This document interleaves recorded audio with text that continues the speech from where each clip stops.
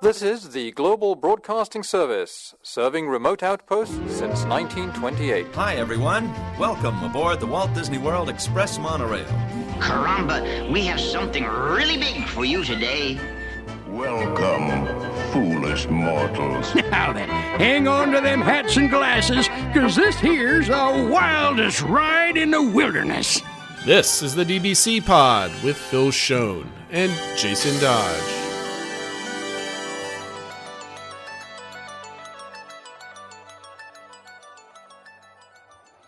Hi, friends. Welcome to this week's pod, the show for the week of July 22nd, 2024. And this week we have a special guest, Mr. Scott Gustin. Sir, how are you? And thank you for joining us. Yeah, I'm doing well. Hope you guys are. Happy to be here. Ready to talk some D23. Yes, absolutely. We're definitely looking forward to it. Just a reminder for everybody that wants to find Scott on Twitter. I'm pretty sure everybody knows where to find him on Twitter, but just in case, at Scott Gustin on Twitter. And a reminder for everybody else, our social media is at the DBC Pod everywhere. And make sure you join the Discord server. So glad to have you here. And Phil, we've got quite an agenda for today's show. I think we should just get into it. So What are we talking about today, Phil? Yeah, so the idea with the show and why we have Scott on and what we want to talk about is first do a little bit of a state of the parks, kind of where are we leading into this D23, kind of how things have come the last couple of years from the last event, which, didn't necessarily go over super well, and kind of how are we feeling about the parks and where they're at and kind of post-COVID world, that sort of thing. Then hopefully the bulk of it will be focusing on what we expect at D23, going through some predictions and talking about, our feelings going into it and if what will make us satisfied, I think. And then afterwards, we want to talk a little bit big picture, just like what's the next year or two going to look like in Central Florida, in the Orlando area. What are the timings going to be from some of the big things from Disney? How will Epic Universe change things? Stuff like that. So kind of wrap up thinking about the past, present, and future. So first, Scott, I'm always interested in putting things in context. It's real simple to go into D23, start talking about what we expect in Magic Kingdom and et cetera. But I think, especially somebody like yourself that has a pulse on the Disney Twitterverse or Diz Twitter, whatever you want to call it. And then as an actual journalist and having contacts and talking to people throughout the industry, that sort of thing, I want to put in the context of where we've been since the last D23. 2 years ago, you came on our show. We were talking about lightning lanes and Epic Universe, the future of Chapek, which didn't last very long. And now Genie Plus is gone. Chapek is gone. Epic Universe is looming on the horizon. And here we are talking about Disney's future once again with D23 in a couple weeks. So I think we all live post-pandemic in a time warp, right? Because we always think something happened a long time ago, but it's happened shortly. So before I ask anything, I'm going to rattle off all the stuff that's happened, all the dramas, all the stuff that's happened since 2022. In summary, last D23 happened in September of 2022. It was basically received as a dud, right, Scott? Everybody was expecting stuff, and no stuff happened, really. If everybody remembers, that's where we got the news that Happily Ever After was returning. The Hatbox Ghost was going to be an addition that came very, very much late. We got the announcement of an Epcot Nighttime Spectacular without a name, so we knew Harmonious's time was coming to an end.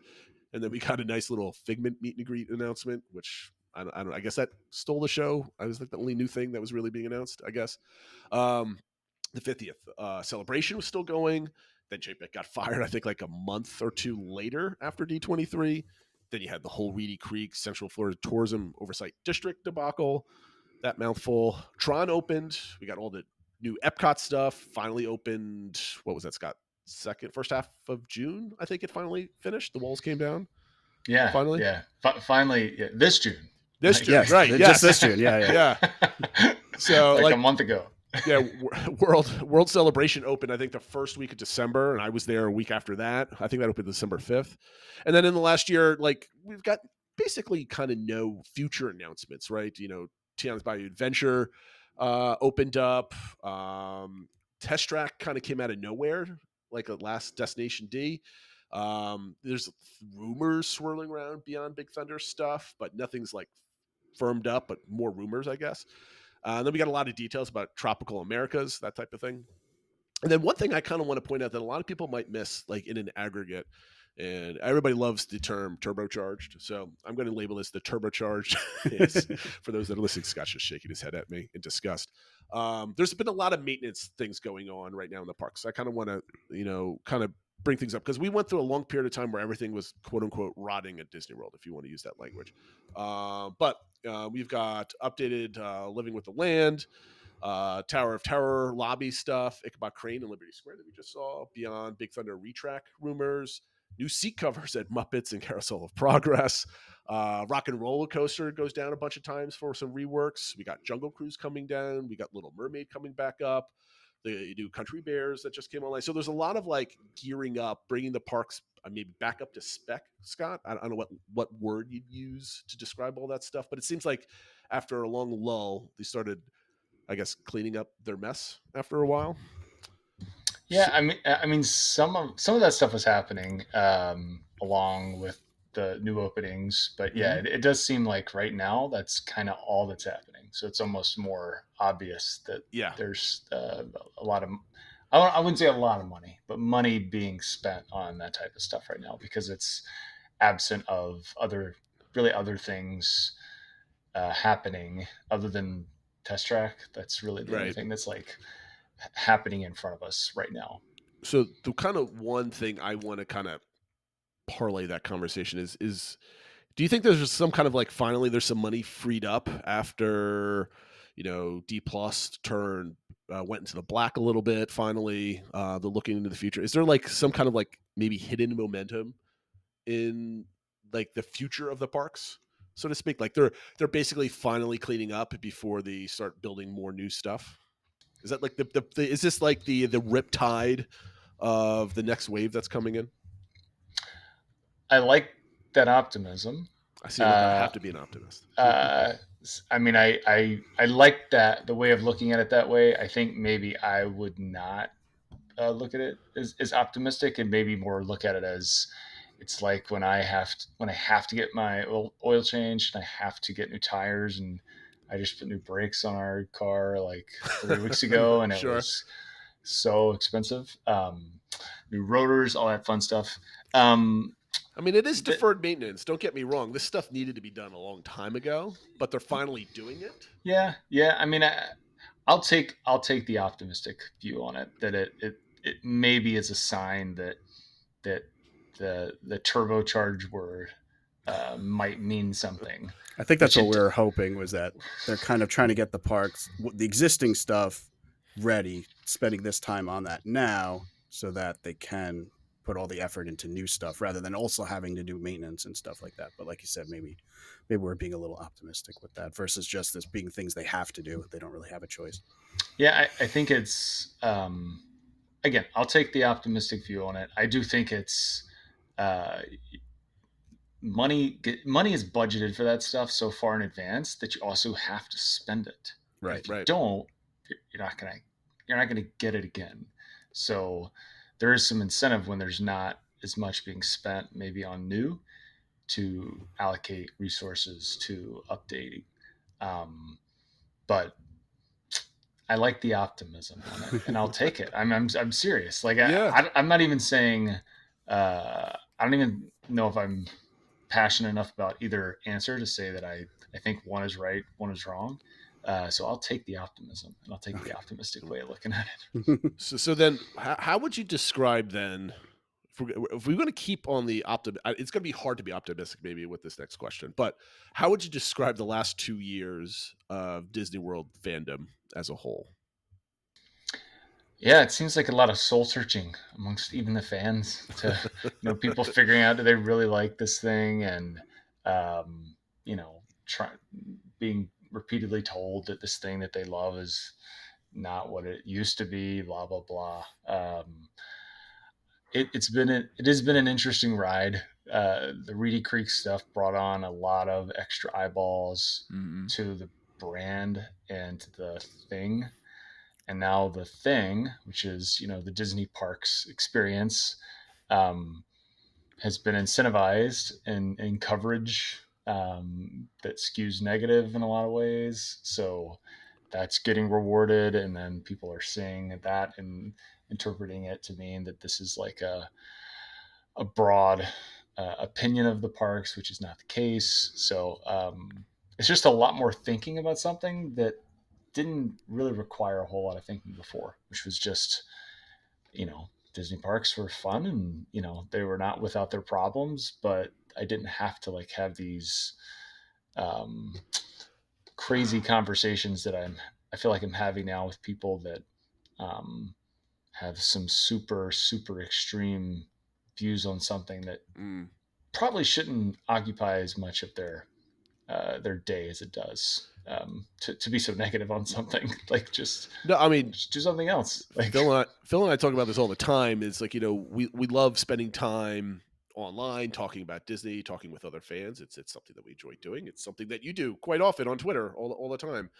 And sometimes Phil and I have to take breaks from specifically the WDW Magic forums because there's such an intense mix of people that are just enjoy talking about the parks, and then there's a distinct crowd that always wants to look for the negative and point out the negative and everything else like that, and it frustrates me. And Phil, Yeah. I think Phil you just started posting again. Yeah, we'll see how long it lasts. But after being gone for like 6 months or so. Do you think that ever changes? Does that ever go away at this point, or is like the cat, out of the box, so to speak, where every single move is just under such intense scrutiny for a variety of reasons? Does that ever change? I think it will. I mean, I think people will get bored with the shtick that some have taken and just kind of move on to something else. We, as a fandom and the online world just in general with everything, we kind of get bored with things and we move from thing to thing. And we like, when something's really good, we like to then switch on it and make sure that people, it's not cool to like something. And then it's, Yep. It's fun to dunk on whatever it is. So I think people will move on from it. I hope it's for. So you think it's a time thing rather than like Iger steps down, or there's something built in a park, or something happens distinctly where it's like an inflection point, I guess. No, it'll just be time. Like there's nothing like Disney could be opening Epic Universe right now, and it would still, I think, be dealing with a lot of the stuff that it's dealing with. Not all of it. Like I feel like there's a lot of justified frustration with parks. If it had Epic Universe, it would be far less justified. But there would still be some people that are making noise and wanting to stir it up. But no, I think it's just time. People will move on from it, and for what it's worth, I don't think the parks folks are as worried about it as we are, even though sometimes I feel like they should be.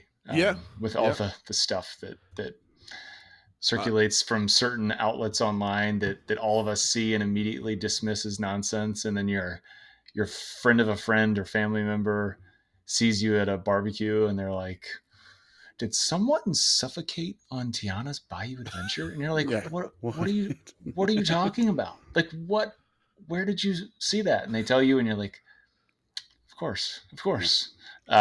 So, that hopefully time will encourage those folks to move on to something else. That would be very nice. And I don't need any more people that create online personas off of old park rides that are no longer there and then go on tirades. We can do a little bit less of that. Yeah.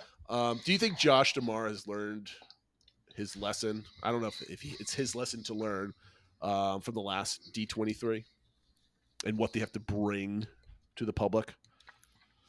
I don't know if Josh thinks there's a lesson to be learned, but I think people have maybe been able to communicate that the perception matters at a fan event like that it's not just bluffing for Wall Street like you can do sometimes, and using buzzwords. Like, the fans are going to see right through it, and I think Josh knows that. Like, but I think maybe he needed to be reminded a little bit that it's okay to have some of that, but you can't completely lean on it for something as big as what 2022 was, the expo. They did get back. Destination was a little bit better, I agree. but still frustrated me. And I feel like the consensus for both of those was coming out of it. The immediate response was kind of excitement, and then it's like when you start to peel back the layers, you're like, wait, What they is here? didn't like. What did they actually say? Like, Free churros. yeah, we all interpreted this differently because they didn't really give us anything concrete. Like, I remember coming out of even Destination with two close friends who both cover parks.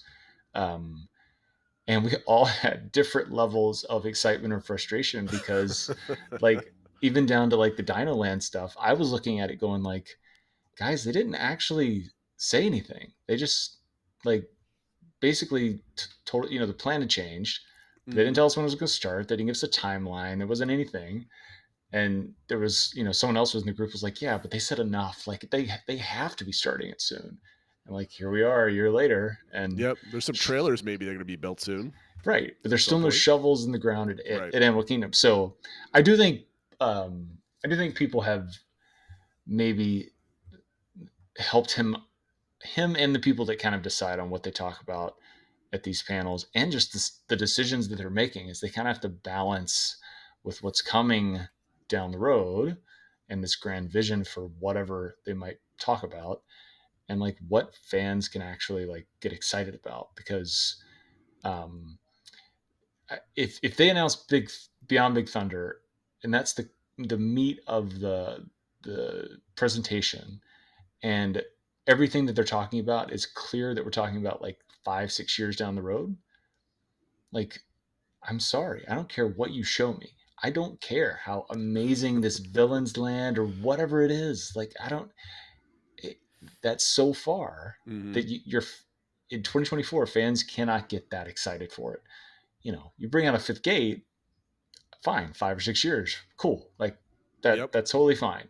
So I think they maybe better understand now that you have to balance it with things near term, long term, blue sky, real sky. Like we got to find a good mix of the two, and it can't just lean on one or the other. I've always said I love blue sky stuff. I love getting behind the scenes looks at what people are thinking, what they're planning, but it's got to be like 90% real stuff, 10% blue sky. I need it. That's like the cherry on top, but I need the ice cream, right? Yeah. I need the ice cream to be happy.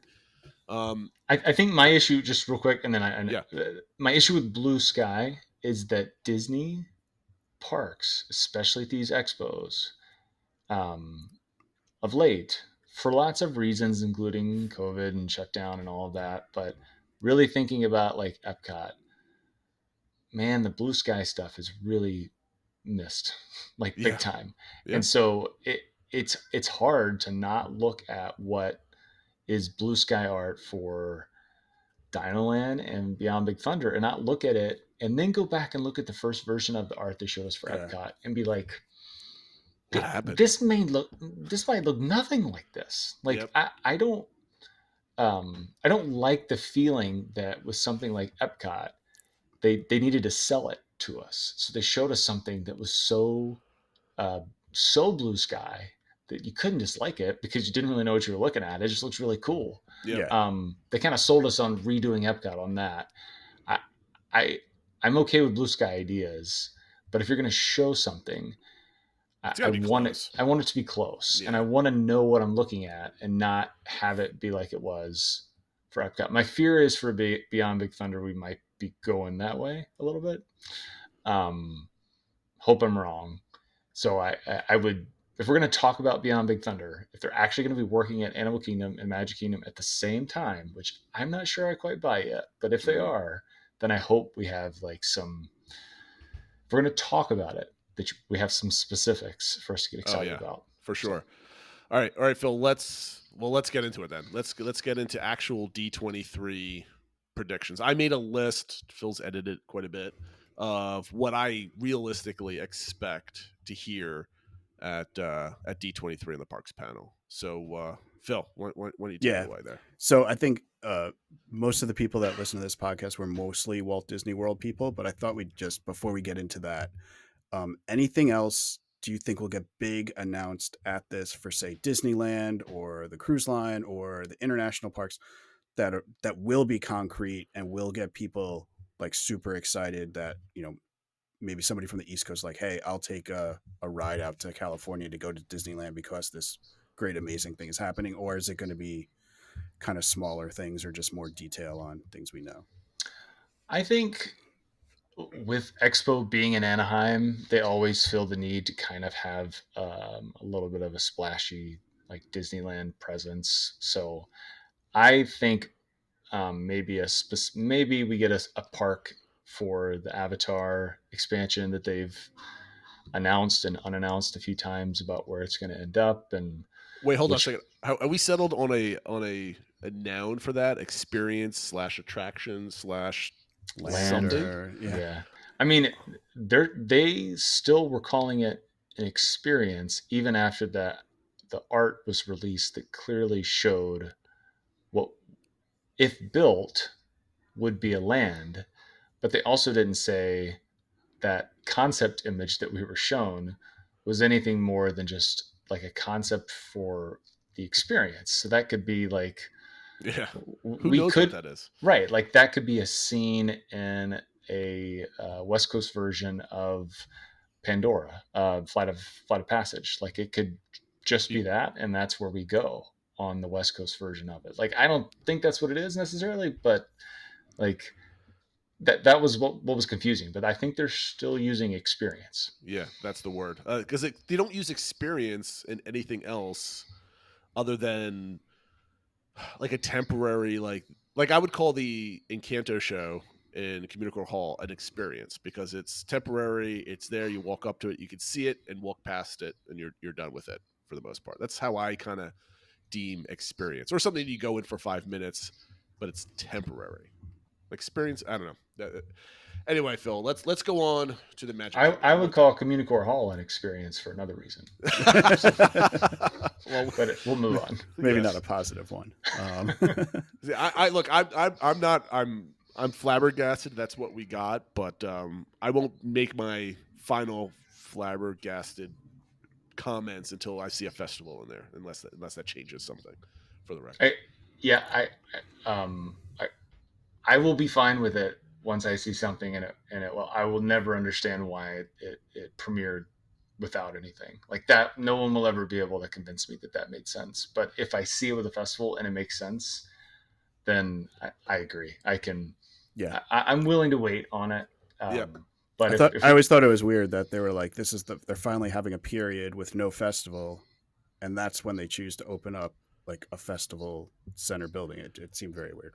It did.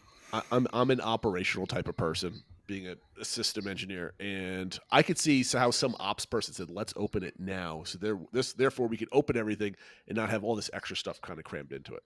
That doesn't make sense to the public looking at it, but from an ops point of view, it might be a little bit simpler to open up a brand new building and area without extra things in it. That's my only justification why they did that. Now, if it turns out that they don't really do anything with it during the festival, then it's just a bizarre choice from the start. All right, Phil, Magic Kingdom. Let's go to the Magic Kingdom. What do we expect? Yeah, so Magic Kingdom, I mean, I guess we'll go right to the big thing with Beyond Big Thunder and Big Thunder in general. Obviously, there's rumors of Big Thunder going down for a big refurbishment, potentially starting in September, although I know Jungle Cruise will still be down then. Potentially to redo the track, maybe add some of the effects that the California version has. How much information or what do you think we're going to get at D23 in relation to, I guess, Big Thunder itself and then Beyond Big Thunder, the project? Are they going to just kind of blue sky it? Are we going to get some more details and timelines, or what are your expectations going into it around Big Thunder and Beyond? I think Beyond we will get a significant update on. I'm pretty confident of that. I don't think we'll get anything on Big Thunder, the ride.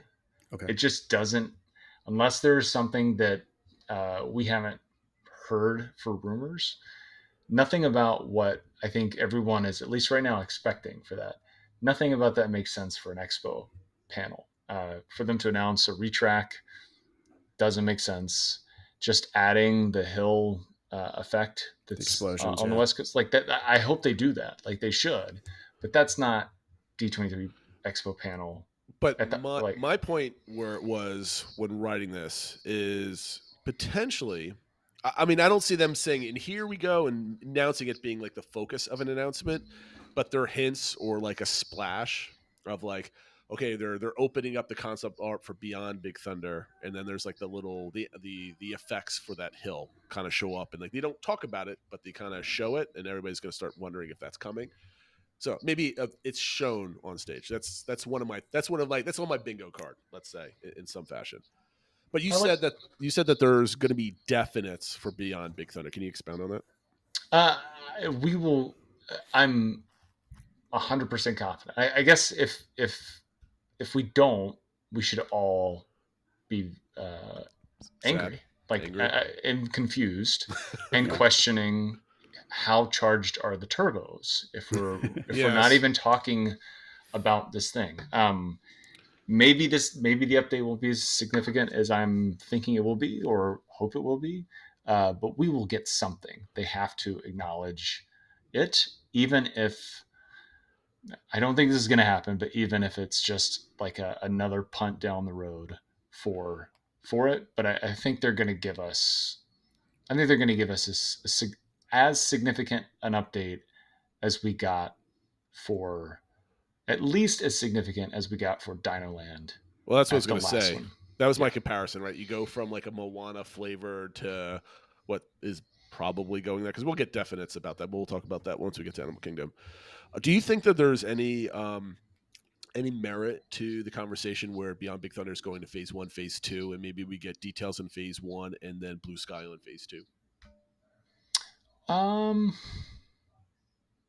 Maybe. I guess I would wonder if,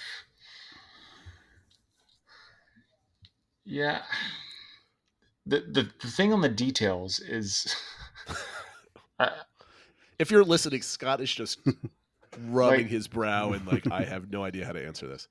I mean, the details for, I feel like we have to have a visual detail for Beyond Big Thunder. I agree. I don't know if they want to lock into, like they did for the Dino Land stuff. I don't know if they want to lock into something that is clearly tied to an IP. So I'm really fast. I'm going to be, no matter what happens, I'm going to be surprised, I think, with Beyond Big Thunder, because I don't really know what it is they're trying to do and what they want to accomplish. I just think they want the space and the land, but I really don't know like what I think their vision is for that space. Would you like to give a guess of what you think they might announce in this area? If I were gonna bet on it, I think it would be pretty close to what we had seen before. Now we have Encanto at Animal Kingdom, and I don't know. Maybe put it another way. What would, like, if it was up to you, what would you like to see? See, Phil, you're reading my mind. That was my next question. That was my follow-up. What do you think would work? Me would personally, work well? I really don't care. I want the space, and I want them to do villains. Yeah, well, yes, that's right. And I feel like that is our path to that. And I think it's going to be obviously it's going to be in multiple phases. I just don't see it happening until they have gone, quote unquote, beyond Big Thunder and then get to whatever they have envisioned for villains. Mm-hmm. That's what I am personally more excited about for what Beyond Big Thunder will be like. I loved the Moana flume ride idea. Well, it doesn't make a ton of sense for that. Beyond Big Thunder, no, yeah, yep. But I want it somewhere. I just don't really know where it makes sense. No, remind me, guys. Was the when they announced Beyond Big Thunder, Blue Sky stuff 2 years ago? Was the villains land, or pointing out the villains land, did that not get like some of the biggest excitement, cheers, and hype coming out of that show? Was that like the number one thing people were talking about? Yeah, as soon as they said the word villains, the place started cheering. Yeah, for sure. So if they don't do that, to me, that's ridiculous. I think they're just missing, and they're probably missing on. I would have to say you're missing on purpose. Like, you're doing something purposefully, not to make people happy, by bringing something that's been extremely popular. Now, what do you think? What are the chances, Scott, of them announcing villains, but it's not at Magic Kingdom? Because there's people not speculating, not rumored, but speculating like Hollywood Studios. Yeah, there's the thought that that's where it would go in, where Launch Bay and Pixar Place would be, and I don't know if it's speculation or if somebody's just wishful thinking, but the idea is that it would be like fully enclosed, so it'd be like perpetually nighttime and stuff like that. Wow. Yeah. No, I had not heard that, and I had not seen that rumor. Yeah. And I don't know if it's one of those things where I just really like that think. idea, and so I'm like trying to will it into existence. But yeah, I mean, I like the wish casting on that stuff, because I mean, that makes sense.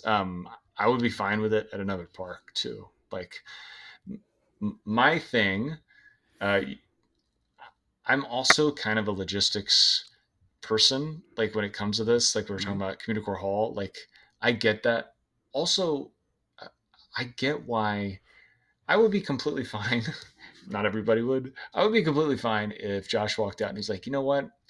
We're going to pause Animal Kingdom because we need to work on Magic Kingdom, because that's the place that needs the capacity.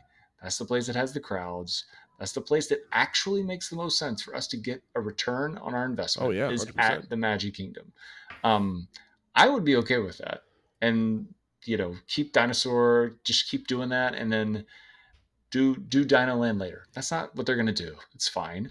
I'm not against it, but it would totally make sense to me. Mm-hmm. So for things like moving villains from Magic Kingdom to Hollywood Studios, I feel like it would need to make a ton of sense why it has to be there and not at the Magic Kingdom. Studios needs space and capacity too, just as not as much as Magic Kingdom, but probably close. So that would be okay. But I'd love to see that. I'd love to see that art for a completely enclosed villains experience. That'd be crazy. Yeah. I don't think Disney has the cojones to build something that big. They could make the money back though, because then they could do a more adult, like Halloween event there, like Jollywood Nights. But there's, I don't know. That's my true. sales pitch to them. But there you go. Number 3 on the list, Phil. You mentioned. Yeah, I mean, you mentioned about the Moana flume ride. I guess one other idea that's floating around there is that there's an expansion pad sort of behind Pirates, the show building, and that you could kind of put it there, similar to how Indy is at Disneyland, and have a path going down there. And so the thought is perhaps they do Moana at Magic Kingdom, but it's not part of Beyond Big Thunder. I don't know if you've heard that or think there's anything to that. I love it. I mean, I love it as an idea. I haven't heard anything that would tie those two together, but sign me up for that.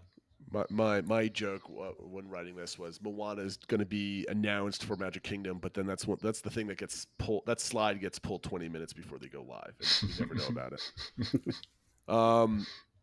I guess the last thing about Magic Kingdom is any other entertainment, specifically like a new parade or nighttime parade or something coming. We hear a lot that's kind of going to be the thing for 2025, because obviously they're not going to have any new attractions open for that to counter program Epic Universe. So do you think we'll hear about a new parade, specifically a nighttime parade at Magic Kingdom? Yeah, I do. I think we'll get a new parade at Magic Kingdom next year. So whether it's a nighttime or a day/night, I'm sure they probably have both of those plans drawn up, and I think one of those plans has already been, pardon the pun, but greenlit. I think we have a nighttime parade, on the way, but I'm trying not to get too excited about it, because I feel like we've all been duped many Yeah. times about The, this the only specific reason topic. why I'm behind this 100%, getting excited for it, is because I think it was Phil. When was it? Like 2 weeks ago on Len Testa's podcast, he said we are getting a new nighttime parade next year. Like he said it like definitively without putting any kind of maybes or ifs behind it type of thing. So I think that's the cheapest thing that they could do to market for next year when there no new buildings are being opened up. Anything else? Anything else, Scott, from Magic Kingdom that you're hoping to see or you expect to see? Um, no, I think if you had told me a year ago that we would the idea that they could be at Expo announcing, major updates on Dinoland and Magic Kingdom in a way that they will be working on both of those at the same time, I don't think I would have believed it. So the fact that it seems at least possible, I'm still not sure I believe it, but the fact that it seems Maybe, possible maybe is pretty exciting. So no, I would think that would probably be it for Magic Kingdom. I mean, that's a I, lot. yeah, Hall of Presidents is probably going to be getting an update. They usually do it around a new president, which Hmm. we're guaranteed to have now. Yeah. And but I don't think that's really something they'll announce at Expo unless they have No, a new vision. There have been rumors about like a completely new show for that, but um, I think they would just do something else before they would try to Yeah. redo that show The at only this thing I point. could see, and I don't expect this, but is there's always the rumors: are they getting rid of the concept of Frontierland and Liberty Square, and do they kind of almost combine that into one sort of Americana land that's a little less defined by time and stuff like that? But then maybe gets a little bit more excited with like a new show that's maybe a little less in the real world. They've added that Ichabod Crane thing into the windows and stuff like that. So who knows if more Sleepy Hollow stuff, but that's the only way I could see them talking about that at expos, if it's like this bigger vision for what's happening with Frontierland. But I mean if we're who gonna knows? armchair Imagineer, I think I read on some thread somewhere about what they new Ichabod Crane projection is just turning all of Liberty Square into Sleepy Hollow that leads into Villains Land. So you have some kind of creepy spookiness to more villains creepy spookiness. It might be an interesting transition, but that's thinking way too far ahead. Animal Kingdom. Obviously, we should get a lot of details for the Tropic Americas in the show coming up. Does anything remain a mystery after the expo?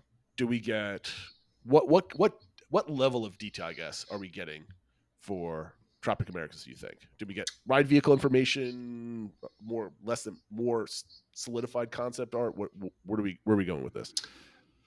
My guess is we get um, a. I know everyone's itching for a detailed look at this carousel, but I think we'll get the carousel. We'll know what the carousel is, Super duper. and what it's not. Uh, I think we'll get a look at that. I think we'll get a better look at the land. Um, I think for the two attractions, I think we'll get solidified storyline for Indy, where they kind of tell us, is it the same story as West Coast or is it a new story? I think they talk specifics on that. And then I think maybe the mystery they'll leave is with Encanto. Like it just, I think that's also me hoping that they do, because I don't, I mean, I've heard some pretty credible rumors about what that ride actually is going to be. But I think I would be okay if they gave us just enough, but kind of left that uh, unsaid. Like you're gonna be in the world of Encanto, but maybe not tell us exactly what it's gonna be. Do you think if we don't get the actual, I mean, I'd be satisfied if we didn't get the story of Encanto and what it's gonna be, but I would love to be able to know what kind of ride system is going in. Is it gonna be a boat ride? Is it an omni mover? Is it trackless? Is it a walkthrough? It won't be a Yeah, walkthrough. I think that it is most likely that we will learn that, but I'm more okay if we don't. Like I think it's if they give us enough to know, like um as long as it's presented in a way where I'm not looking at it going like, oh my gosh, that thing's like 5 years out. Like, Yeah, like that was my one concern is Yeah. that if they don't get the details, it's like, do they even know? And is this going to be like a phase 2 and push down? And yeah, that's the and only thing I Disney, worry about if they don't give us the details. Disney's kind of done that to us, right? Like if they don't give us enough details, suddenly we're like, oh no, like, Yeah, well, it's just is this the Avengers e-ticket attraction Yeah. all over again or something? Yeah. but like, you know, at Universal, they don't tell you anything.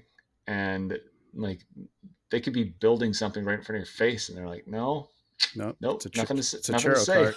Right. So uh, part of me kind of wishes that Disney did a little bit more of that and was a little bit more strategic with things that they talk about and they hold back. But I don't want them to create this idea that it's, you know, oh gosh, that's going to be phase 2 of Dinoland. So that's not even going to open with the land because they're not even willing to tell us what Encanto is. I will be bringing my grandchildren to this for the first time. What about the Tree of Life? Do we get any updates with that?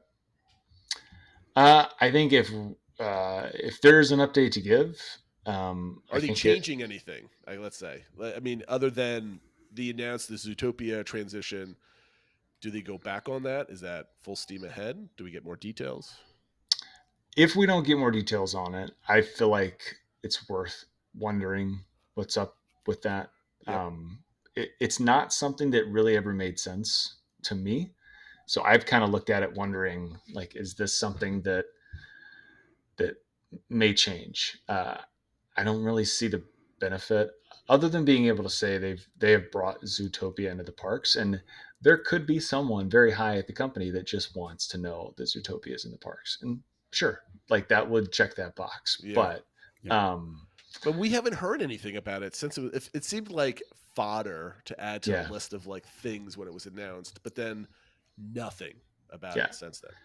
It seemed like a late add to a presentation at Destination. Like it just seemed like something they pulled out and said, like, this is the cheapest. Here are 5 ways to get Zootopia into the parks, and this was like E on the list, and they were like, all right, well, we can convert that theater. You know, like that's just a new movie.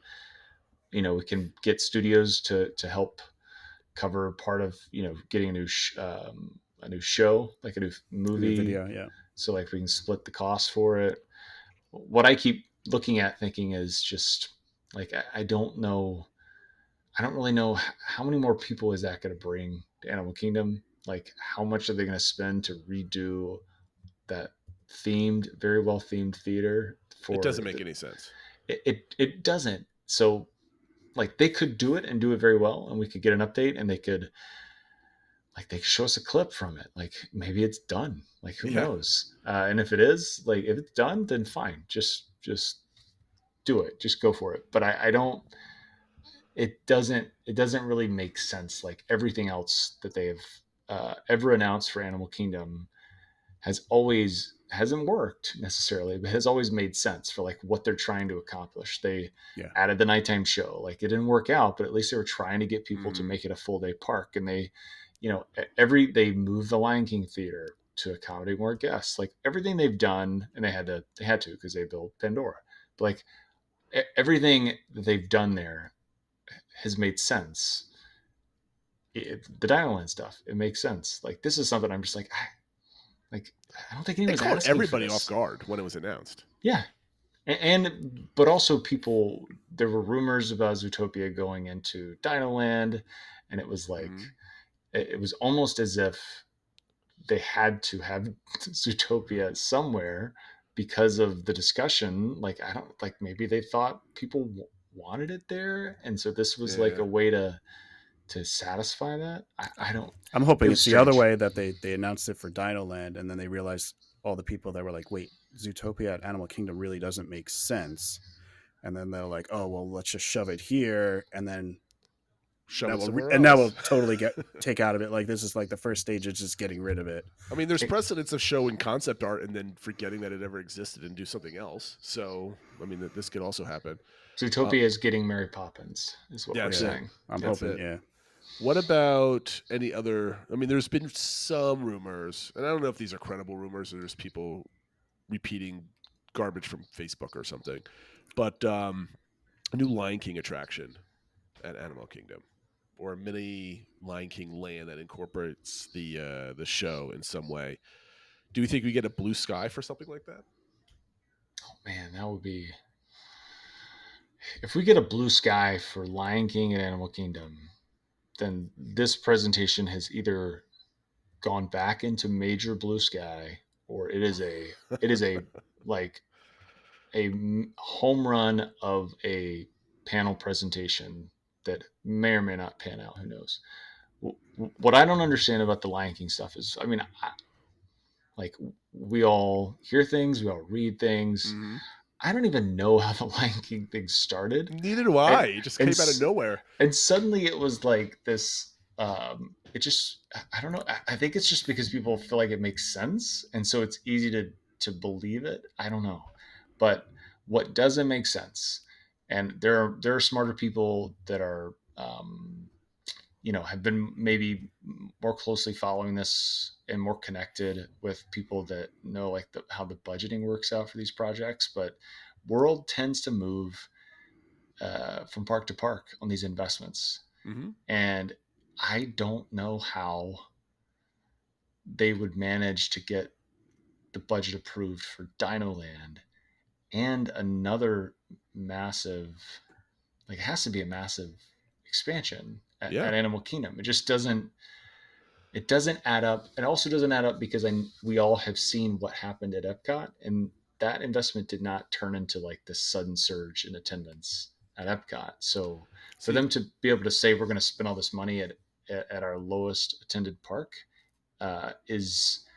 it could make sense. You can absolutely make the argument that is the park with the most upside, but it also would be seen as, in my opinion, the biggest risk to go spend two major expansion like budgets. Yeah, unless they were like really convinced that turns it into a full day park and people are staying for dinner and stuff like that. But I don't know. They've tried it in the past and it hasn't They've been worked. Convinced before. Yeah.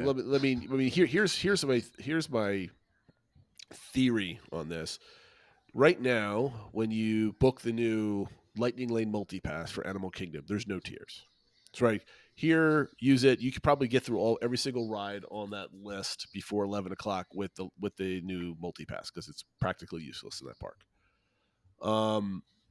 Could there be a draw where potentially, because my fourth thing on the list for Animal Kingdom is some kind of nighttime entertainment, whether it's a show, a parade, or an experience, like we mentioned before, something that keeps you there at nighttime, that the motivation for your ROI for that park is if we expand Dinoland, refurbish that, add something new to the park, so additional capacity, that will allow us to sell more multi-passes at Animal Kingdom and also at a higher price.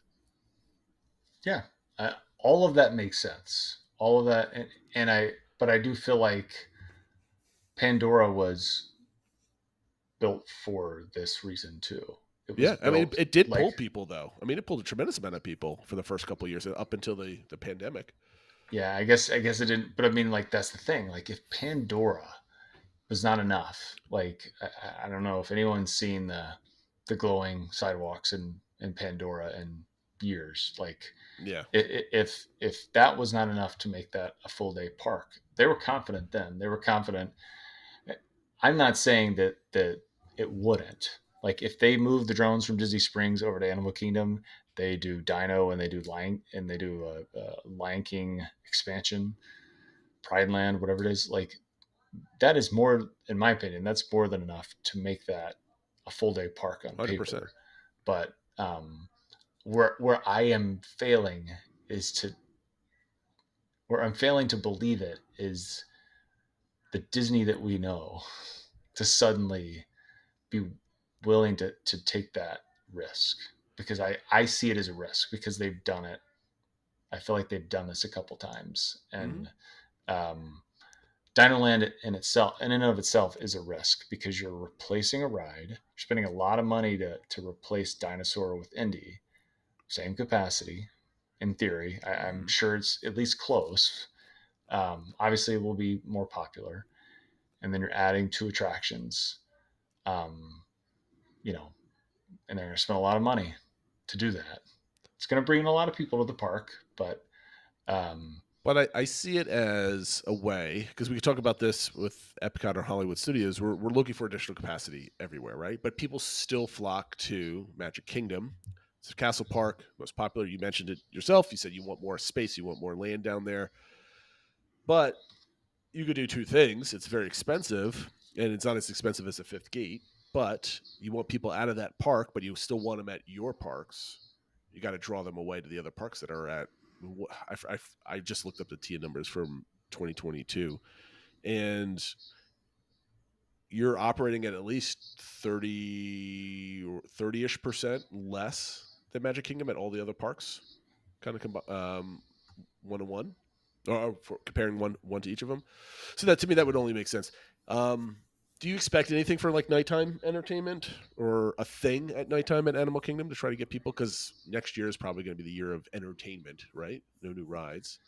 Yeah, I would say I'm 50-50 on them saying, and coming next summer, the first, drone show in a park at Walt Disney World, like in it going to Animal Kingdom. It kind of just makes too much sense. Way too much sense. Just all of it, all the reasons. That show at Disney Springs is awesome.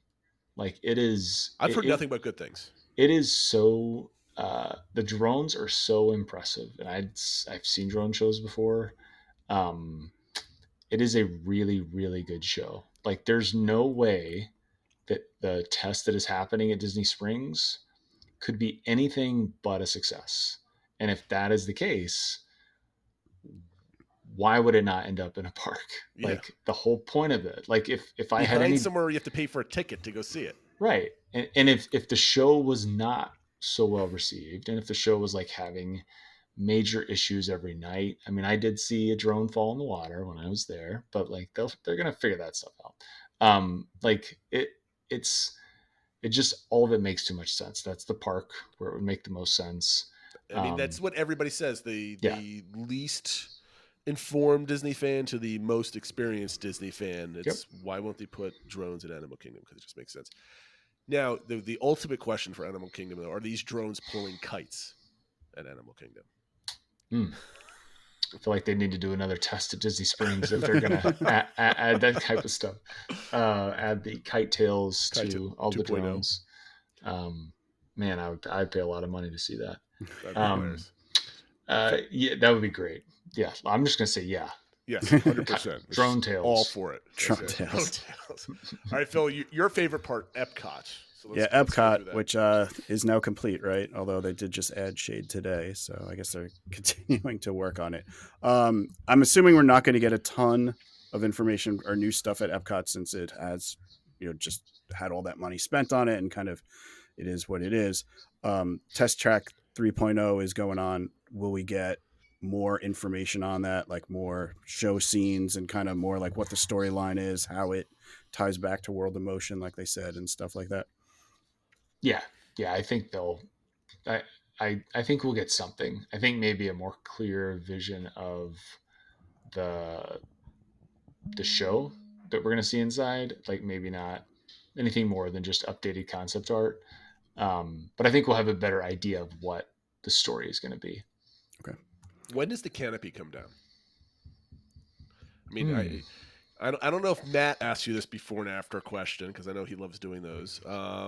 What is the before and after date for the canopy coming down? Is that February, middle of February? Or do you think it comes down sooner? I'm terrible at giving dates for this, though. Yeah, I kind of feel like they should have been taking it down now. I don't know. I'm surprised they have been doing some stuff to the outside, so I would think it would be relatively soon. But yeah, if it's not in the next, couple months, this whole project's going to take longer than I thought it would. So December 1st is our before and after. Before December 1st or after? I hope before. Yes, so do I. And I will just say it before. Like it's got to be before. Phil, I'm going to put you on the record. What is it? Before or after December 1st? Can it be? I think it's before, but I think probably not that much before the way they did things. I don't think they want all that construction going on once they're hitting the Festival of the Holidays. So that starts. When does that start this year? Mid-November. Second week of November? Yeah. Something like that. Like a September slow time would make sense for them to be, Because that's you a know, lot of stuff. going heavy there. bringing a bunch of cranes in to take all that stuff out. Yeah. So next one for Epcot, another small one, but I think it could get people a little excited, is if they're going to make an update to the film in Soarin'. I know they were doing some aerial footage and stuff like that so that they can update the ending scene so that it looks like new Epcot versus still reminding people of what used to be there. Do you think they might mention that? No. I mean, that feels like something that could. I need to look and see what significant dates there are for Soarin' over the next month or two. Like they're going to line it up with some, like an anniversary of the opening of Soarin' or anniversary of something. I think that'll just happen. Like they could announce that it is happening the week before Expo, but I mean, that doesn't rise to the level. I would be excited about that, like me personally, for them to finally do that. But I don't know if that rises to the Yeah, I just didn't know if it might be an easy win. Like this thing is like done. This is happening in 2 weeks or whatever. But like you said, maybe it's announced beforehand. Like if it was a brand new show, like if they are announcing a new show with the new ending, like that's just part of a brand new show. I got you. Yeah. So I would say nah. The Soarin' opened on May 5th, 2005. Yeah, we missed that. So yes, they missed that. Tractor closed for refurbishment in 2016 and reopened on June 17th. Missed that. Back in 2016. So they missed that. And the other date is another June date. So June was the day, May or June. So we missed that. So unless that thing's not coming until next year. Well, so, I mean, what Epcot opened October 1st, right? Sure. Yep. So I mean, like that's true. They could do it. That feels like what will happen is it'll be there on October 1st. It'll just show up one day. Yeah. But I'll still say not mentioned in the panel. I just unless Josh is literally like rattling off a bunch of things like at some point in the presentation, and that's something that like kind of the quick hit section or something. Yeah. I guess speaking of shows and maybe another quick hit, other things at Epcot, obviously the new thing's been the new stage and the Encanto show and stuff like that. Are they going to give us more details about the future of that space, maybe the next show that's coming, or if they're just going to extend Encanto, or kind of what else are they doing with that space? No, there will be no acknowledgement of any of that. Okay. I'll be shocked. And then I guess the last thing is just, and this would be another out of left field, this is not the Disney that it's been if they announce this, but some other big new thing for Epcot, with Inside Out 2 being so big. Did somebody say that's got to go? So we got to announce that we're doing something with that, and they're putting something out there either in Wonders of Life or Imagination or something. I'm doing reverse psychology for Figment because I was just going to say for the last 2 expos and Destination last year, I was convinced that they were going to announce something for the pavilion, and they don't. So this time I'm just saying there's no way, nothing's going to happen, and I'm just going to secretly hope that they surprise us. And I mean, it definitely would be a surprise if they did that, especially with all the other stuff going on. I mean, it will make me so sad if they ever do it and they don't announce it at an expo, because it deserves that attention. It deserves that attention, and I want to be there when they announce it. Like, I'm not a Figment super fan. I didn't grow up. I went on the ride when I was like 4 or 5. I don't remember it. Like, I don't have that connection like a lot of Parks fans do. So, but I want to be there when they find out that it's getting like this proper news story, and there's going to be so much energy. You're going to live with the other Disney fans with all that energy going around. It's going to be awesome. No, I'm with you on that one. I mean, like, I don't think there's going to be any Inside Out 2 mentions whatsoever unless there's an extended meet and greet somewhere that they're going to plan or something else like that, because I don't even think Disney knew how successful Inside Out 2 was going to be worldwide. So they have zero time to have put anything together for anything substantial at the park. So I'm not really expecting that. That would be maybe an announcement for in 2 years at the next D23 Expo. I mean, they could maybe say Anger is coming, to World That's true. But like, part of me agrees with you because they're so bad at this. They're so bad at having. They always miss the mark.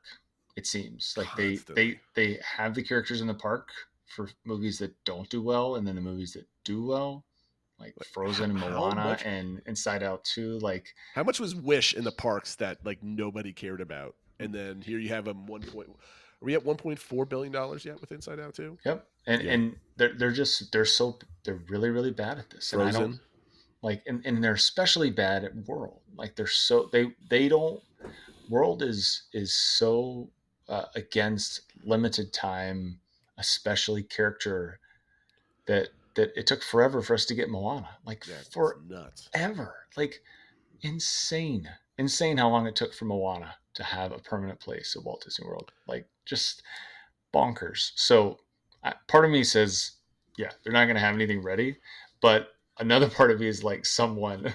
Well, that's what I was wondering. Somebody was just like, this is going to be the highest grossing animated movie of all time, and like, we have nothing. Like, Inside Out is coming to the Tree of Life Theater. Learn about the emotions of the animals. Anything? Do you, other than maybe Test Track? You've crossed out all of our ideas for Epcot. Other than Test Track, do you think Epcot's going to be mentioned in any other way? No, I don't. Like, they don't need to. They've told us it's done. We've spent a lot of time talking about Epcot. I'm not super happy with how everything turned out. I don't think anybody is. But I'm also kind of like, we got to move on. You got to let her go. And, she's still going to get some attention. She's still going to get updates. Test Track. I'm pretty excited about Test Track. Like, I think that's great. I don't see any surprises. I don't see them trying to tell us, the film in China, the China Pavilion is going to be actually done. Come. Yeah, that's never going to get done at this point. I don't see that happening. So I don't even know what it is they would say. So I think that'll be it. And I think it'll be, the updates we get will be pretty quick. And I am okay with that. Like, we gotta move on from it. Now, Matt is the one that's probably the most optimistic in our Discord circle, Phil. And I think this is the first D23 Expo that we have not guessed that there might be an announcement for a new pavilion in the World Showcase. No one's even talking about it. And I just want to find that lack of rumor an interesting one, because I don't think that's ever happened before. All right, so just for the sake of time, Hollywood Studios. Do you think we get any announcements for Hollywood Studios? Because there's rumors for the Animation Courtyard stuff. Do we get Blue Sky? Do we get announcements? What kind of additional entertainment might come to Hollywood Studios? Are they going to announce that for the year of entertainment next year? And do we maybe get any teasers for the Star Cruiser? Because we got one sentence from Josh tomorrow a year ago about it's not over or whatever. They have plans. Yeah, I don't think we get an update. I would be shocked if the word Star Cruiser is mentioned at any point in the weekend. Got to wait for that 5-hour video to stop working in people's algorithm on YouTube. What an ordeal that was. I would just be shocked if there's any nod to it. I personally I have no problems with Star Cruiser. The people that worked on it did an amazing job. It's all good. I mean, they deserve the kudos and credit for what they were able to put out into the world, and they got screwed by people that made really poor business decisions on the front end. Yep. But at the same time, like, I can't imagine anyone in the current org wanting that to come up at all. Why open that wound, right? No. So, for studios, I think there's been some rumblings about them trying to finally add the proper restaurant to Galaxy's Edge. I can see that because it's something that it would print money at the parks. And character meet and greet for Star Wars. Yeah, like Grogu gets driven around in a cart somewhere. Whatever they decided to do there, I feel like it would do well. Oh yeah. Is all the, I'm not a huge Star Wars fan, but all the talk about good Star Wars, bad Star Wars, blah blah blah, all this stuff about the Disney Plus shows. But in the parks, like, people are still building lightsabers. People are still building. I was just gonna say, for as much as people complain about, it should be a different timeline, blah blah blah, and how it's wasted. People are still building lightsabers, still building droids. It's still crowded. They're still spending money there for sure. I mean, the money is still there. If people are going to spend $200 for a lightsaber experience, how much money would they spend to have like Darth Vader come say hello to you, at dessert? Yep. Or maybe not Kylo Ren, because Darth Vader's not Galaxy's Edge. Whatever. Yeah. I mean, I hate the fact that I'm not the person to talk to about this stuff. I hate the fact that Galaxy's Edge has all these rules that don't allow for Darth Vader to be, exactly. in the character meal. But yeah, I doubt they do that, given all of the rules that do exist, whether I like them or not. That is something that I think makes the most sense. The only way that Star Cruiser might come into play is if they used the facility while they build the restaurant. Like, what does make sense is that if it's, in the interim while constructing, they are busing people over to use that facility. What I don't know, and no one, even though I've asked and people have given me answers, I still don't have much confidence in the answers that I'm given, is I don't know what Disney can do with that building. I don't think they know themselves. Like, I have no clue. I don't know if they can repurpose it. I don't know if they have to tear it down whenever they decide to tear it down because of the way they wrote it off. I don't know if they can just reopen it with a new storyline. That doesn't seem right. Like, I don't, I know people have told me that yes, all of those things are true because they just took the accelerated depreciation on it. But I just don't believe it, even though people are telling me that. And the answers that I've been given have all been kind of all over the place, that I think it's most likely what you said. They don't actually 100% know. And they're not desperate to like figure it out at this point. Like test the waters and figure out what they can and can't do. Here's one thing I just thought about for studios, and I think this could get some excitement back. The announce that Jedi training is coming back. That is the Jedi training is one of the weirdest things that I do not understand about the way the parks have come back from COVID. Like, the fact that it never came back. Yep. I don't know of an offering that is more at the core of what like a Disney Parks experience is. Every park should have one of these things. Right. Like it checks every single box that I cannot figure out what it is that has prevented it from coming back. I am begging anyone to. It's like 4 or 5 cast members that run the whole thing. So it's not like cast intensive to run it. And they even charge for it if they had to do it. I mean, it was great that it was free and stuff like that, but I think people would be okay with paying for it. But they do a lot more cast intensive stuff already. Yeah. And this is just like, my kids didn't get to do it because it hasn't been back in time for them to do it. They're not really big Star Wars fans, so I'm not like itching for them to do it. But when I was in the park, like, to just walk by and to get to see like these kids like live in the dream, like, that adds to the park experience. I have 2 pictures on I'm a big Star Wars fan. I've got 2 pictures on my wall with this happened when in 2019. So I had a 4-year-old and a 6-year-old fighting Darth Vader, like, on my wall, like pristine, high definition, glossy photos of it. And it's a treasured memory. My youngest, I've got a 6-year-old now a 6-year-old that hasn't been able to do it. I want that 3rd picture with each one of my kids, and I'm afraid I'll never get it. And I guess the thing that makes the most sense with why it hasn't come back is the cost. That they basically determined that it's not worth it to have the amount of cast they need for it, for the number of people they get to do it a day.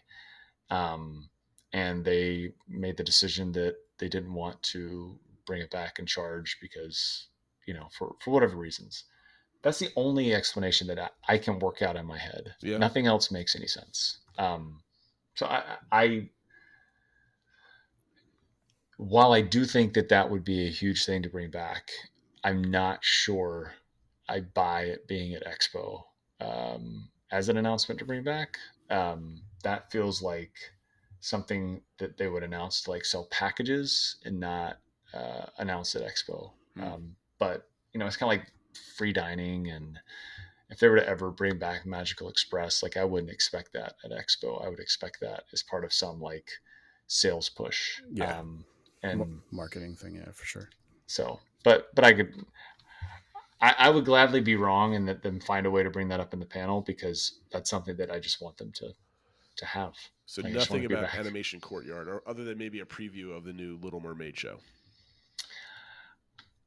I know we talked about the villains thing, which I had not really heard about, but I've heard other rumblings about them. That's the next place that they're looking to try to think about what they want to do, possibly Zootopia. Like everything's been just thrown back there. Right. Yeah. Because it's just sitting, waiting, kind of like Dinoland was sitting and waiting in Animal Kingdom. It's just sitting and waiting for the next thing. Like, I don't know. I feel like if we're ranking the order in which I think the priorities are for the parks, I would say Animal Kingdom, because how far along they are, then Magic Kingdom, and then Hollywood Studios. And if it's that order and they're not going to work on everything at once, I'm not sure it makes sense in this panel for them to be talking about this big expansion at another park. There's not enough construction workers in Orlando to do all these things anyway. There's not enough cranes. There's not enough money in the budget. I don't care how turbocharged, things are. Like, there's just not. And they have like 20 years now to like spend that money with the agreement. Like, was that in the plan instead of 10 years and stuff? Rush. So they got time to do all that, I guess. So I mean, I would put down like major Hollywood Studios expansion down for like 2026 discussion at the Expo, assuming they keep the every 2-year thing going. That would be my guess. If we get something at Studios, it's the super vague villains type tease that we got at Expo in 2022, which would be fun, but that would be my guess if we get it. Yeah, maybe they mentioned something like, and maybe we'll we're looking beyond there or something like that. The thing that would make sense is if Zootopia is not in the tree anymore, and that's because Zootopia is planned for Studios, that they would say something that would make it clear that is like happening. And all the Animal Kingdom fans can breathe a sigh of relief that the anamorphic animals are not coming to their favorite park. What do they need? What do you think they need to announce at Expo that we didn't talk about? Or did we talk about everything they need to announce at the Expo for it to be considered a success? I think for it to be a success, I think they need to. I think we got to get a parade, Magic Kingdom, night parade at Magic Kingdom. I think has to be announced, right? I think anything for 2025 concrete has to be announced. Exactly, and I don't really know what else it's going to be that's concrete in 2025 beyond that. I think we have to get a good feel for what Dinoland is going to be and when we get to see it. Yes. I know one of those fancy timelines that they always like to put together. I don't think so. I don't think they'll do that again. They're not going to, I hope we don't need a timeline for Dinoland, but I definitely don't see them doing a timeline like they did last time for all of the projects. But my worry is that they'll find a way to weasel out of even giving us a timeline for Dinoland. But I think people need to know like what is happening with that, or they give us some visual that makes it clear. Like maybe they start major construction before Expo, and then that's already been addressed. Like maybe they put shovels in the ground the week before, and then like that, absolves the nervousness we'll have about timelines if they don't talk about it, right? Well, that was one of my questions I was going to wrap up with is when is the before and after date for shovels in the ground? When do you expect that to realistically happen? Do you think that's September? Shovels hit the ground somewhere? Yeah, I mean, Reasonably expect. expect and like predict. I will separate. My expectation is that they are in. Um, my expectation is that they will be in within the next couple months. Yeah, Like that. That is what I would expect. My exact prediction is that we get something pretty definitive about Dinoland, and then they're going to want to announce the closure of Dinosaur in September, and then that will kind of be the end of that. But I want shovels in the ground before they close Dinosaur. Last week, you wanted shovels in the ground last week. I mean, you don't think they would do something where they funnel people back to Dinosaur but close the rest of the land to start demo? That makes the most sense, and that's why I would be okay with them being able to keep Dinosaur open for a little while. But at the same time, I don't. It makes the most sense for them to keep it open, close everything else. That way they can tear out Dinorama, and then they can start on the land. But that dinosaur ride is an expensive maintenance piece. They just spent a lot of money on doing maintenance on that, didn't they, in the last year? Getting some of those animatronics up and going again? I think they... I don't know if they spent a lot of money. Or they spent a lot of time, I should say. They did. Things were looking pretty good on it for a little while, but I wrote it probably like 3 weeks ago, and no, I'm not sure any of those reported updates really lasted much. So a lot of Band-Aids then, I guess. Yeah, I think it's just kind of like that maintenance stuff. It's a cycle, and they kind of work their way around, and it got some love earlier this year, but there's a lot of old stuff in there that's not necessarily been maintained over the years the way it should be. So with Disney kind of changing the whole format with the expo, bigger space and making it all, I don't know. I don't know what, bigger, more exciting, I guess. I don't know. You got to move all over the place for some of these panels. What does Disney expect to get out of the expo? I think their goal is to generate excitement, pure excitement for the parks, and be kind of an answer to questions about what are they going to do about Epic Universe and Universal, not just in World, but also Universal expanding in the UK, like global Texas. Expansion, right? Texas, like it's not just about Epic Universe. There's a lot of questions just about, like, why are you not growing? Why don't we see you growing the way that we see Universal's parks growing? So I think they'll want, I don't necessarily think they need that answer, but I think that they will want this to serve as kind of that answer that to the question that people are asking. Now, my next question would have to be is, does Disney know what they need to generate that excitement? Because if you asked me this a year and a half ago, I would say no, they don't know what's required to generate that much excitement. With the reports that I've seen of WDI growing, adding a whole bunch of other people that I just realized my camera went down. We can still hear you though. So yes, that's good. That maybe they do know, they have the people behind it to be creative in order to do something. I have no doubt in the people to come up with the ideas and the creativity. I question the money needing to be injected into the parks. Like I've heard Disney tell us about, the amount of money they're going to invest and the buzzwords.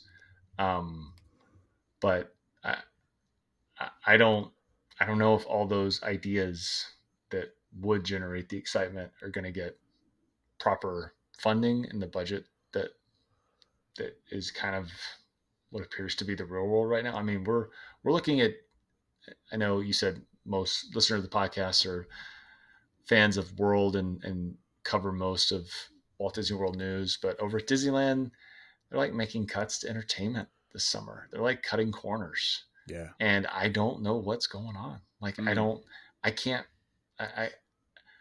figure it out. Like, there are union negotiations and there's a lot of stuff going on, but like Disneyland doesn't need to make those cuts. The parks are full.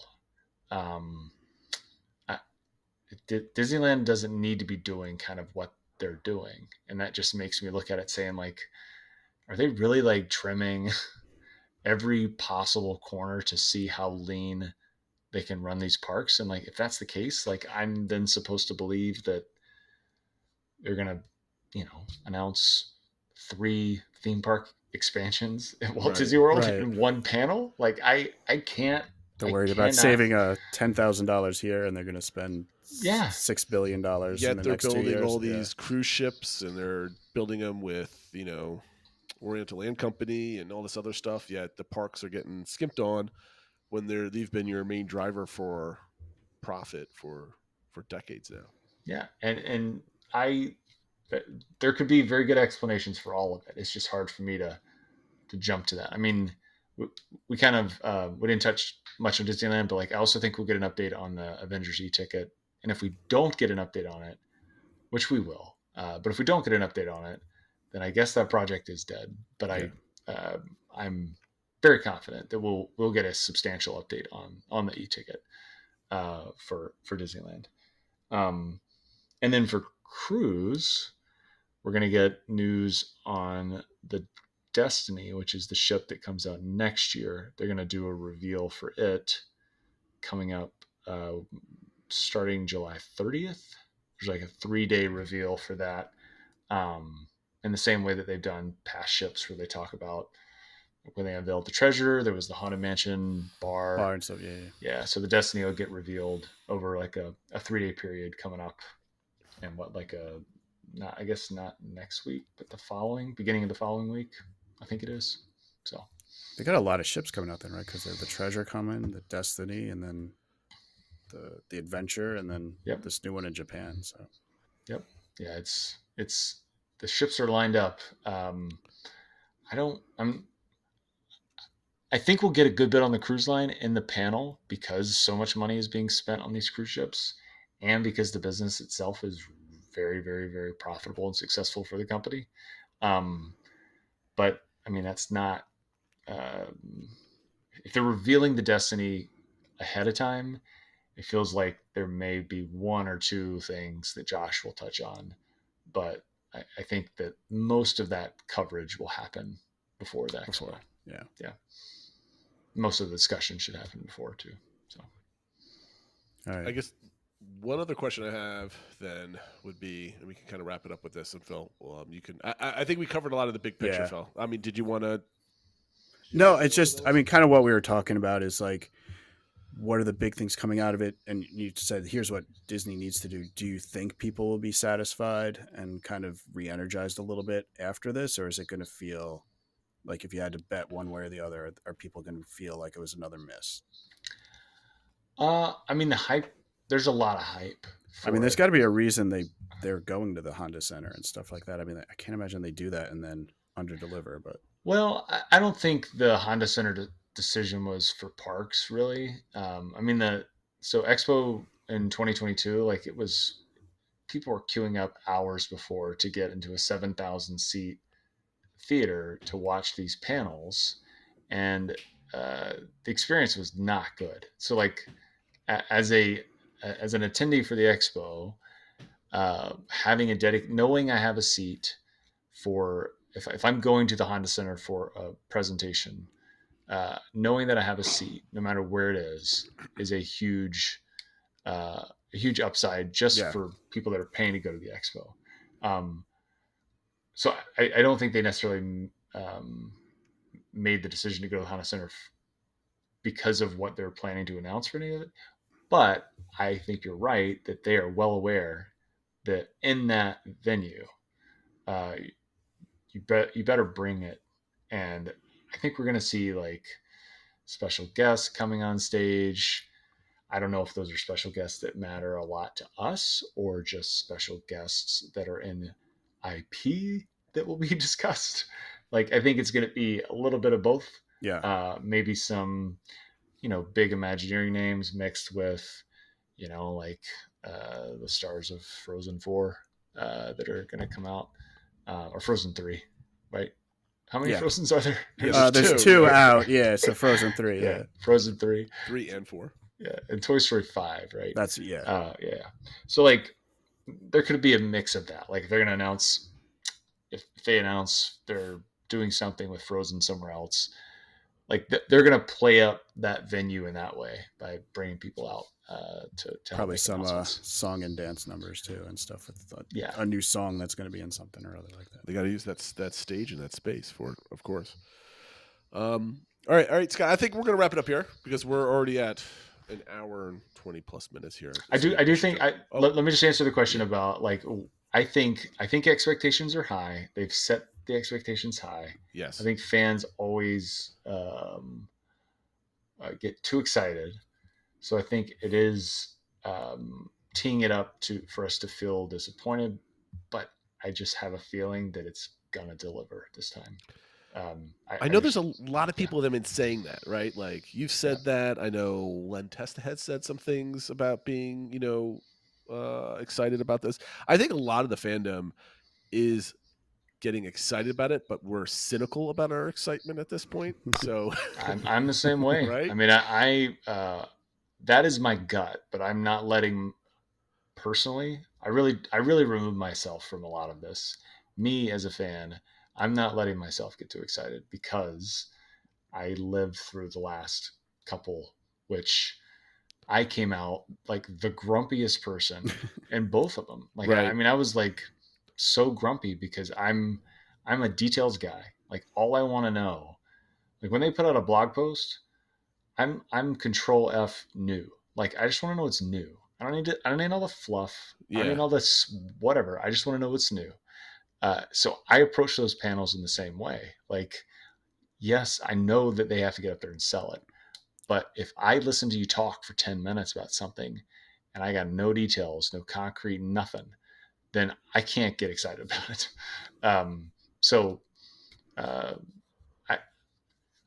I do think that the consensus will be that this will be the best parks panel, like, since some of the 2017, 2019 panels where they really were talking big. Yeah. Like when they announced Galaxy's Edge and they were announcing Epcot. Like, that's what I would expect. And I think that they're going to deliver on that. And then hopefully we actually get hopefully they actually execute on it. Yeah. Yep. Yeah, I think so too. I think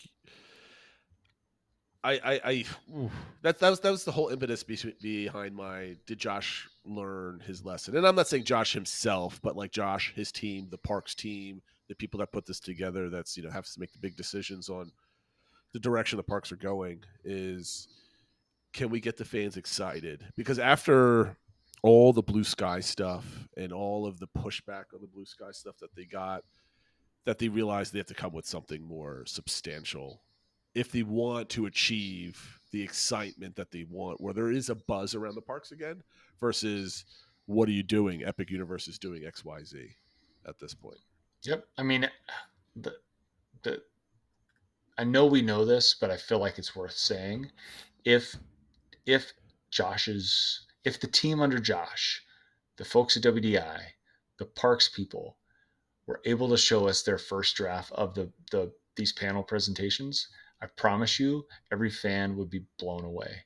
The problem is, as they get closer, things get axed. And it's not just like they don't want to announce it. Like, they'll get to the point where they're including something to be announced and the budget doesn't hit its deadline and they can't get the budget approved by a certain date. So they're not going to announce the Brazil Pavilion when they don't have the budget locked in. Yeah. And then it's a good thing they didn't, because it is probably never going to happen.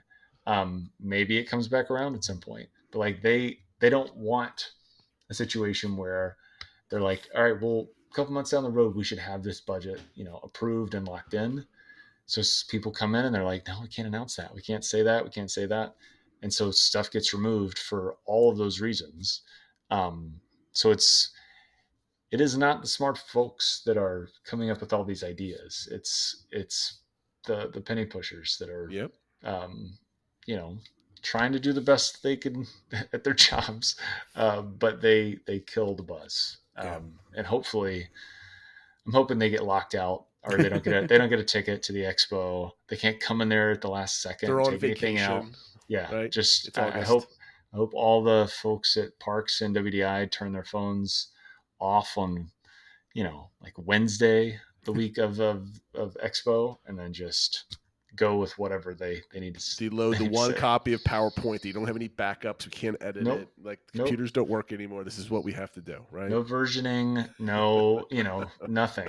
This is the copy. Let's lock it and go to send it to print. Let's just do it. Yeah. So No, I'm totally excited about this, and I hate that I don't hate, but I love the fact that we've been on here for an hour and a half, yet I haven't brought up anything that I would love to talk to you about, which is the new Lightning Lane multi-pass that's starting in 2 days, Phil? 3 days? Yeah, 2 days 24th? from now. Yeah. So, or tomorrow, if you're listening to this when this gets published, because I think Phil mentioned that you had like a Q&A going on. I don't want to bring this up because I'm going to go down a rabbit hole for the next 30 minutes to an hour talking about strategy and how this is actually going to work and all this other stuff. So I wish I can keep you on for even longer, but respecting everybody's time, and I don't like these shows going too long past the 1.5 hour mark. So Scott, anything you want to add? Anything you want to mention to our listeners of where you're working, what you're doing, where to pay attention to? Just find me on Twitter. No, I'm going to take my time to talk about Lightning Lane really quick. Okay. I am interested to see what day one looks like. I think this because, from an IT perspective or an yes, ops perspective? From an IT perspective, Okay. because of the way that they did this thing, where you have, in theory, 2 weeks worth of people all trying to log in on day one and book their Lightning Lanes for people that are going to the park on the 24th and people that are 14 days out, yep. From their arrival date. So it just seems, I don't think they had much of a choice the way this thing had to go, but it's going to be interesting to see. I really do think that in the long run, this is a better system. I agree. It gives people the ability to plan their trip. The one thing that I still I cannot believe is how it's going to work for holding 3 Lightning Lanes at any time during your day. I don't understand how the system will support. I just don't get it. And no one has been able to convince me otherwise. I've been thinking about this. I tweeted at you, I think like a week ago or something. Because I was the guy on Twitter that asked you the first day the skull got announced is you book your 1, 2, 3, use your 1, book 4, use your 2, book 5. That was my tweet. Yep. So now I was going back and I made a whole spreadsheet on how your time, if you want to optimize things, how things worked. And you mentioned, I think it was to Matt, that there's a 15-minute overlap allowed for these things. Now, does that 15 minutes, is that true for everything or just your pre-book? Can I book, after I do pre-book, can I go and book my fourth one for 2 o'clock and then my 5th one for 2 o'clock as well? My understanding is it's the same for everything. Everything. That's what I thought it was going to be, because that makes sense operationally. Yeah. Now, and then you said, how is it going to work from an operational point of view? How do they have enough to do this? In my guess is there's going to be an inventory drop at +7 days when on-site guests can book. There's going to be an inventory drop at +3 days when off-site guests can book. Then there's going to be another inventory drop day of at 7 a.m. or whatever the new rule is, the day of people want to purchase and wake up and get, like pre-opening of the parks, let's say. Somebody wakes up, I'm going to get a multi-pass for today. Let me go see things, right? So whether that drop happens at 6 a.m., midnight, whatever it might be. And then periodically through the day. Now, what those ratios would be, so if there's 100 spots, do you drop 80 at +7 and then 5 at each other step or whatever the number might be? But I think there's going to be strategic drops that are getting adjusted over time, and that's how inventory is going to be handled. I also suspect that with the dash changes, there's going to be an enormous amount of inventory that they can pump into the system if they need it that wasn't there before. I think the dash changes absolutely add to the inventory. I wouldn't say enormous. Like, I don't think we've seen this. We have seen improvements to the Genie Plus line backups over the last couple weeks, a month, but I wouldn't say it's enough to convince me that is going to be 30%. I mean, I can see a 30% increase in inventory. I consider that enormous. Yeah, but that still doesn't make up for 3. Like, what I keep coming back to is if I can hold 3 all day, when I leave the park, I got 3. Okay? Mm-hmm. It's not like it was with FastPass Plus, where I had 1, and I leave the park with 1. If everyone's holding 3, there are a lot of unused Lightning Lane. True, but here's the thing: you have to rely on either not training your guests or relying on people not to understand the system where they can book more, right? So how many people book their 3 and they're happy that's all they use their 3, book 1 more? How many people book their Lightning Lane or multi-passed Lightning Lane, whatever we're going to call them, for, well, okay, we'll book 1 in the morning, we'll book 1 at 2, and we'll book 1 at 6. They don't understand that maybe you should use them up as soon as possible. There's going to be a large collection of those folks that don't get their 4th or 5th, and they're happy with what they purchased. Yeah. So, I mean, I think from an operational logistics point of view, I think there's a broad spectrum of the power user that's going to get 10 of these or 14 of these in a day, all the way down to the people that book 3, use 1. Right. I still wonder about the unused component to this. Like, if you have a large chunk of people not using it, you're not even like, if you can hold 3 and you miss 1, like, who cares? Like, during your day, like that whole idea where people are rushing to make rides is reduced when you can hold 3.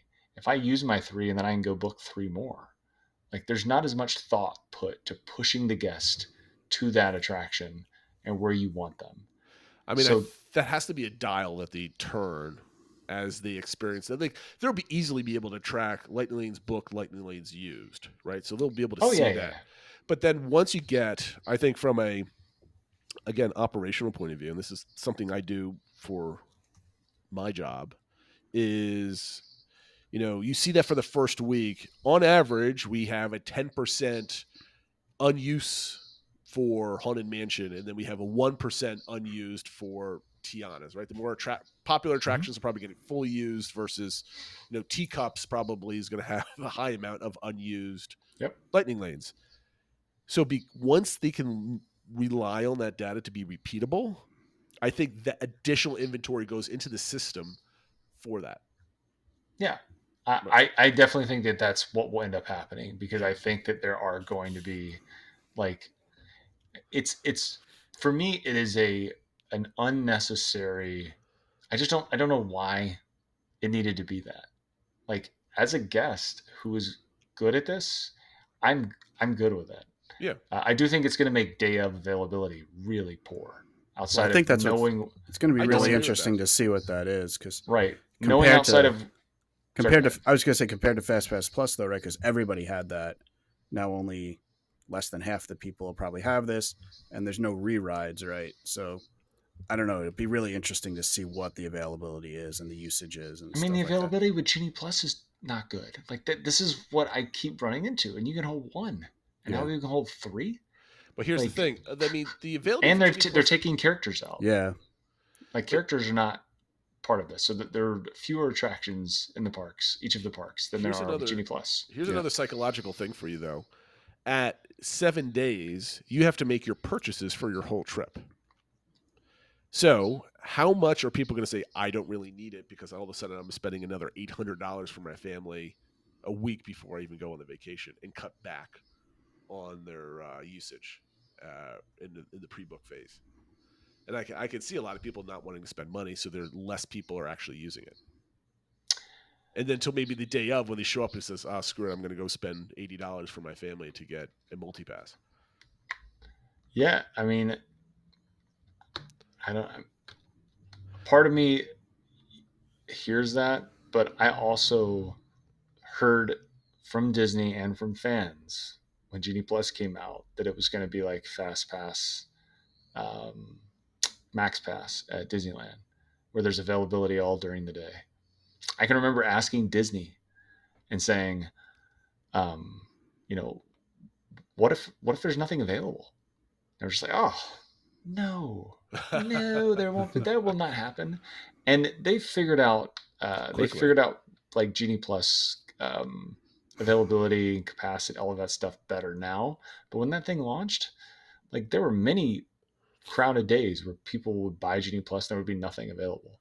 And I look at that and I'm like, Yeah. yes, that was yeah. Now they have 3, and yes, that was with the DAS, the old DAS system.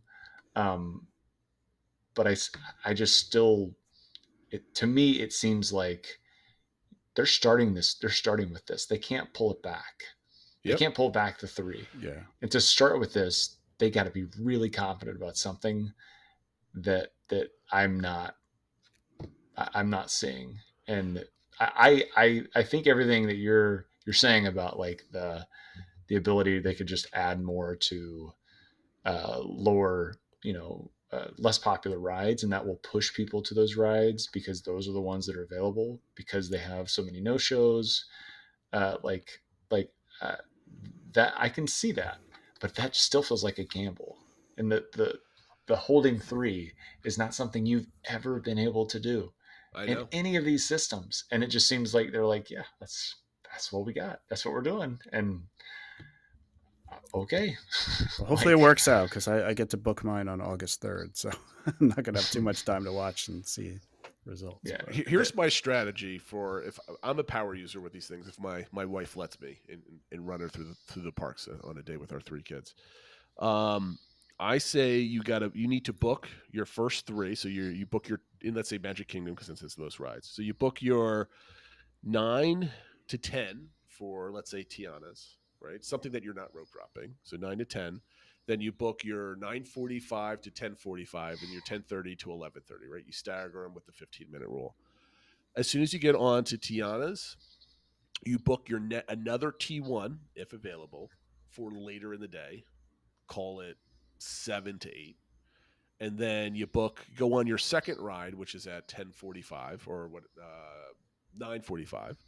And you book that one for, again, later in the day, like layered in with the next one. And then you use your third one to just hop through the park whenever you're necessary. So you have 2, you stack 2, and then you use 1 after your initial 3 as your repeater, your grab and go. And I think that's the best way you can go.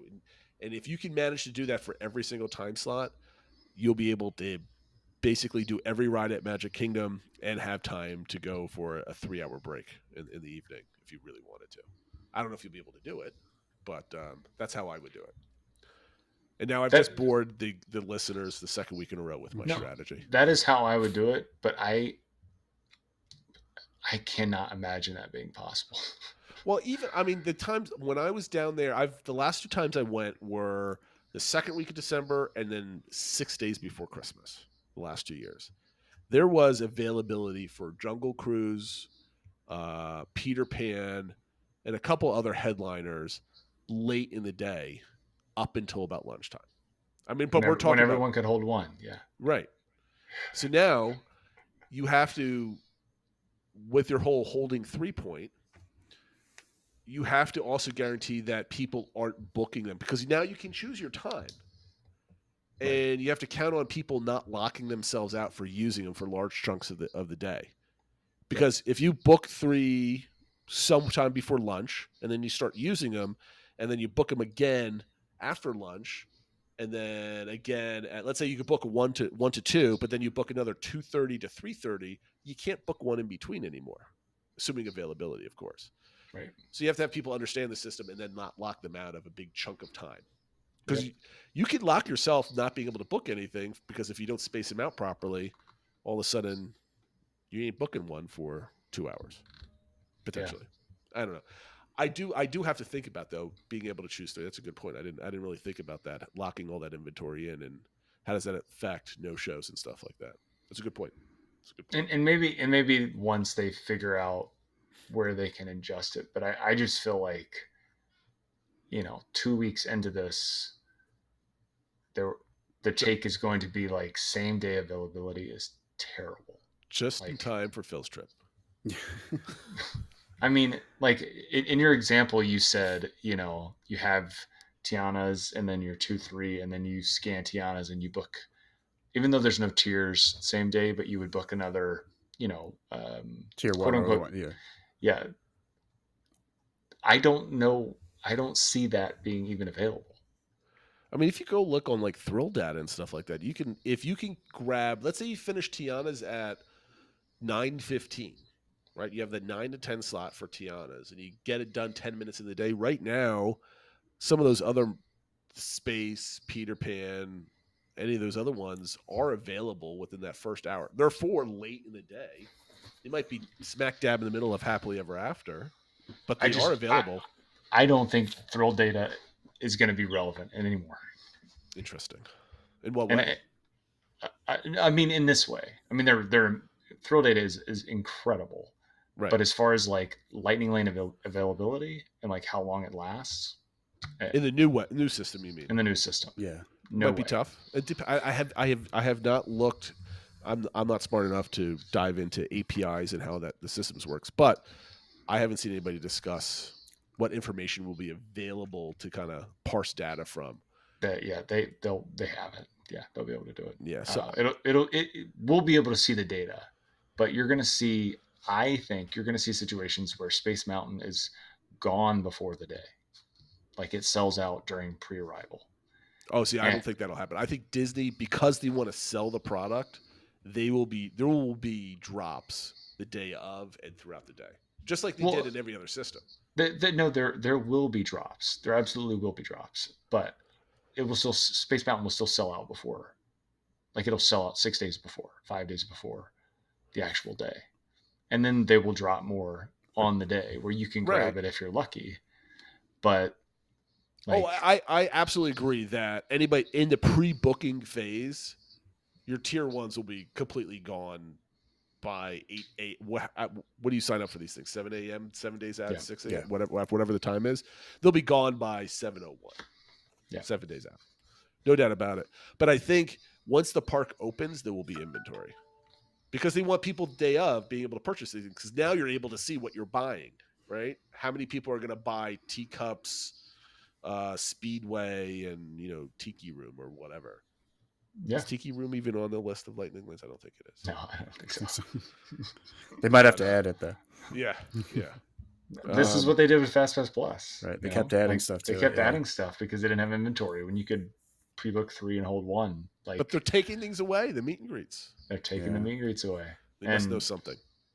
They do. I mean, I heard a theory, I don't know where it was on a forum or something, someone saying they were trying to sell more. They want to keep the characters, if you're going to pre-book something, they don't want to take away from character meals. And so that was part of the reason why they've taken this out. That is not part of this. It is. I don't even know how that works. I don't either. But this is purely because, in my opinion, they added characters to Genie Plus, and like it completely blew up the standby experience. Yeah. For those that I think they didn't actually get a whole lot. It was like a small percentage of additional availability that they could add to Genie Plus when they brought those character things on there, and it then ruined the standby. The standby. Yeah. So I think they just, because they're generally low capacity and there's only just doesn't work. Yeah.